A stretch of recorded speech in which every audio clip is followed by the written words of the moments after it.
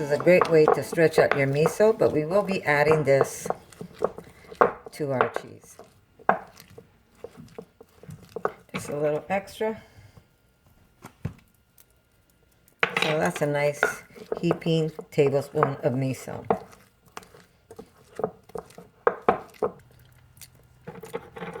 Nice and salty too. What we're going to do is we're going to put this in our cheese. Okay. I'm trying to do this without making a mess. Okay. Ready?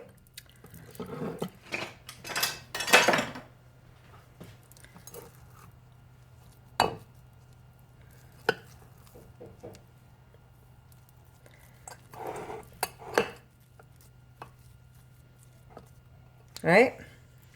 And then we're just going to put bits of this cheese, of this mixture of miso and rice right into our cheese mixture. There we go. We're going to put some more.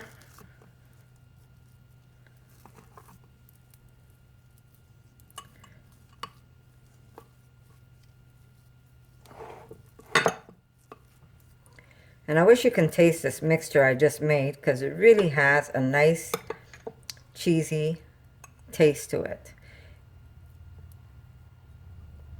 And it's just going to add another flavor to the cheeses that we're going to age.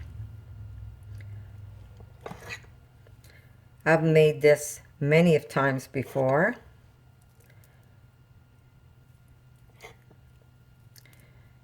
And it is a really nice cheese.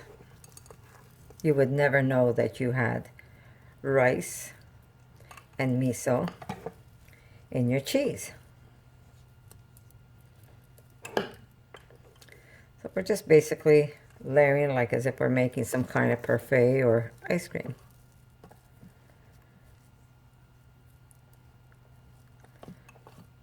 There we go. And now, I might have calculated this wrong, so there's going to be more on this layer, but it doesn't matter, because when we do form our cheese, we're going to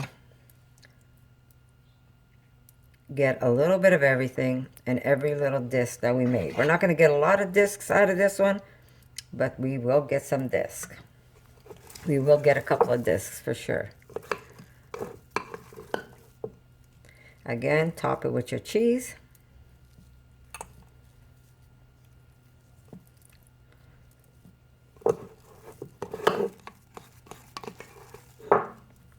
There we go.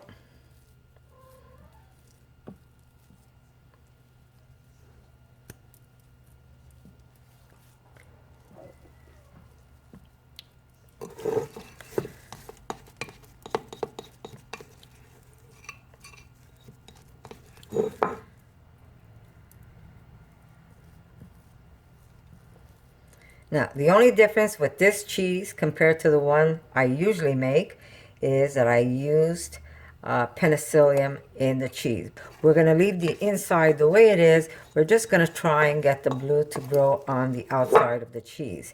Some might make its way inside, but that's okay too. It's not the end of the world. But that miso and rice mixture that we put, we're just going to put some there.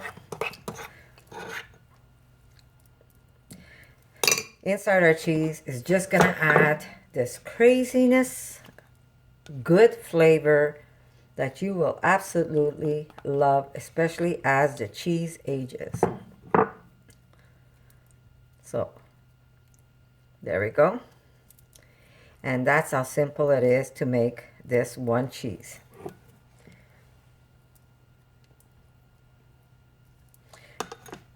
So,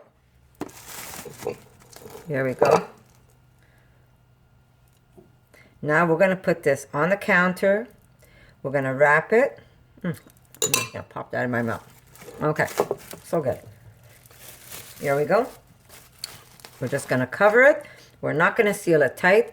And we're just going to let this sit and let it ferment till tomorrow. If you don't have a dark place, just put a little dish towel, clean dish towel on top, and just let it sit in the dark till tomorrow. And then tomorrow we're going to tomorrow we're going to actually put it in the fridge, and it's going to ferment another day in the fridge. But for now, this is how we're going to do it. By the way, just before I forget, you're probably wondering why I put the miso in with the rice, but I'll tell you something. If you taste this, it almost tastes like Parmigiano Romano. So when you do get a chance, you gotta try it with the miso and the rice in your cheese. You will absolutely love it. So again, cover it and put it to rest, and tomorrow is another day. Good morning, friends. Here we go. My new cheese. This is a mix. It has a flavor of Parmigiano, and I put the penicillium in it because I'd like it to have that very strong blue cheese taste. So we are going to take this cheese and we're going to make them into discs. And I am not going to crumble this cheese because I don't want any blue on the inside of the cheese. I just want this cheese to stay the same color on the inside and maybe get some blue on the outside. But basically it was there for taste. Now I am going to get some plastic, make my life, there we go. This is going to make my life easier.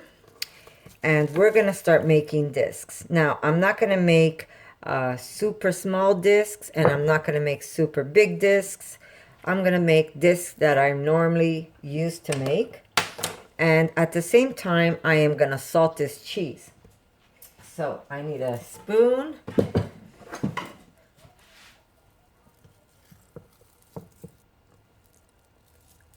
Now remember, this is the cheese that I mixed, also the white rice and the miso, and it just gives it that nice Parmesan taste. And if you see the inside of cheese is going to have that yellow and that creamy color, that's okay too, because it doesn't have to be completely mixed. That's what gives it character. So I'm just going to get a little extra cheese here. Isn't it beautiful? Oop. I am going to flatten it out.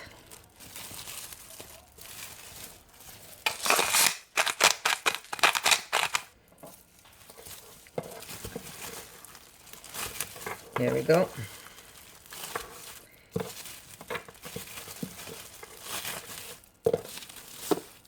And now I'm going to get another piece of plastic, and we're going to starch the outside of this cheese. I always use tapioca. I don't trust cornstarch unless you can find it organic. Here we go. We're going to take our cheese and we're just going to put it right there. Oh, I'm so sorry, guys. I always shake you around, right? Okay, so we're just going to form our disc. Very easy, especially when you have the cornstarch. And this is going to be fantastic to eat with fruit or, sorry, there we go, or to put in sandwiches. And you don't need a lot of this, by the way. When you make this type of cheese, you really don't need a lot of this cheese in a sandwich. Basically, it's so powerful in taste that you need very little.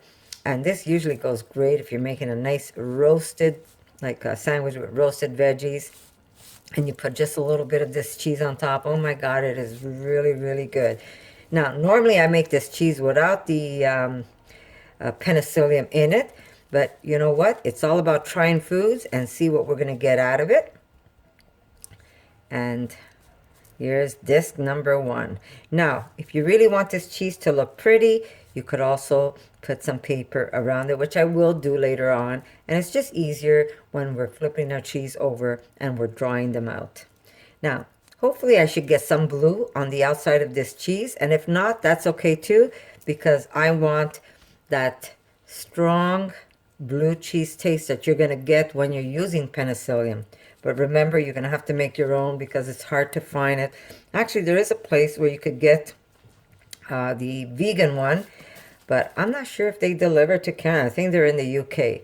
So If you guys can manage to get it, that's great. Otherwise, just make your own like I do with a piece of bread.